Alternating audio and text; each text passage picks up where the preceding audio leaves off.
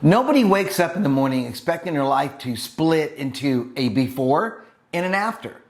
That one phone call comes, that one doctor walks into the room and gives you a diagnosis.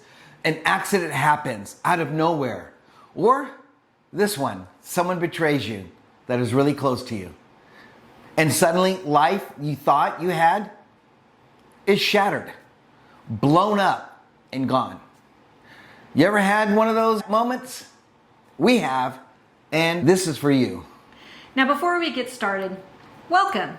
If you're new, we're Michael and Lisa. Michael is a licensed therapist. He works with people who have difficult challenges. But please note, this is not therapy. Everything we share comes from our life experience, not theory. Through hardship, we've learned one thing for certain.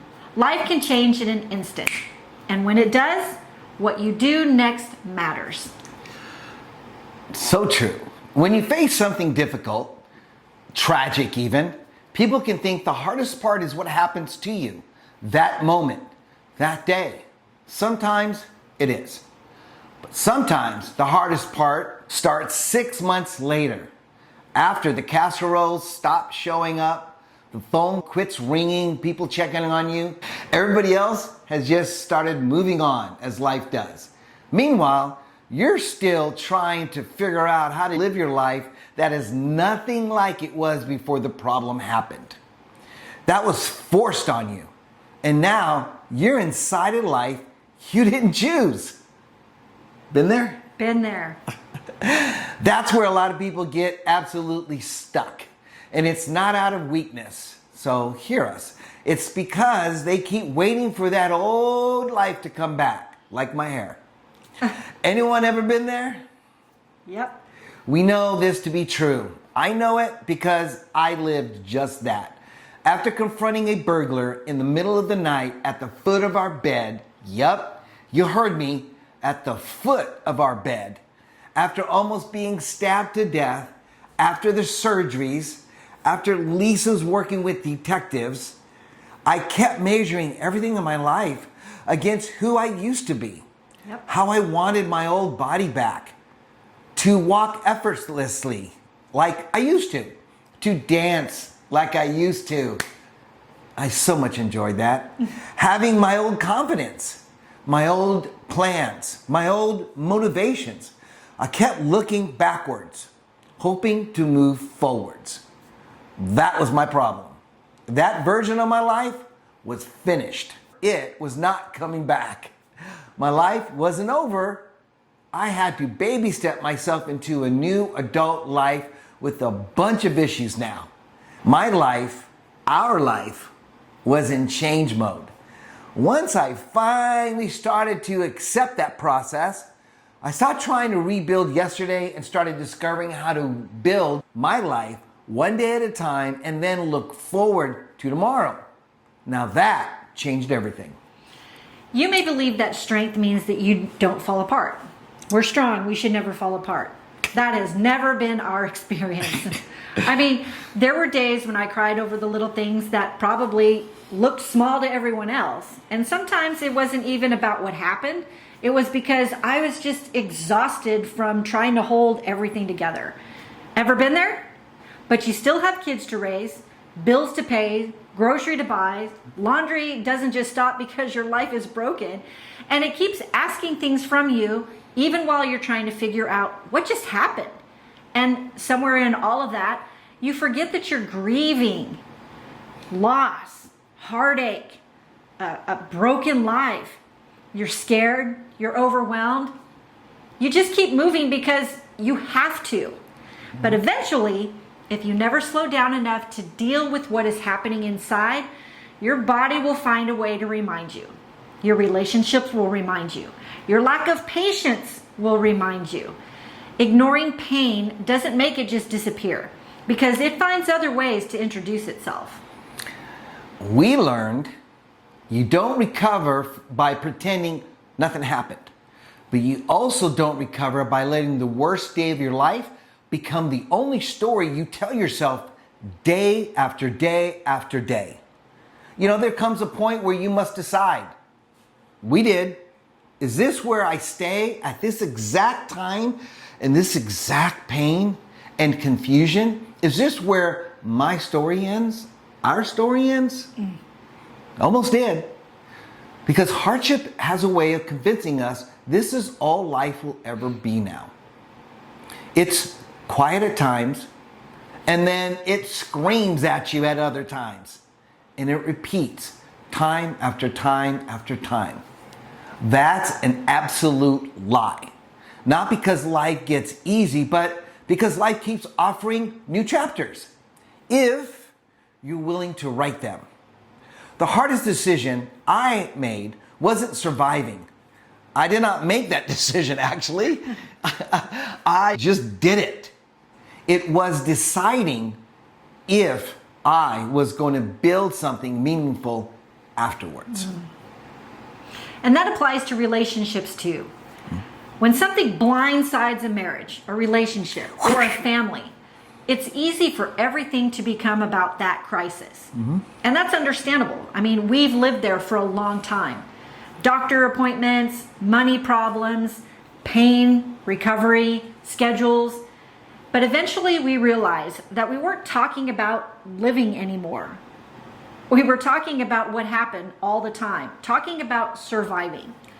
And once we recognized that cycle that we were in, we started doing the little things to change that, like talking together or having a cup of coffee outside in the sunshine, getting out of the house, even if it was just to run an errand or, take a walk around the block, laughing again, even when it felt strange. That felt really strange for us.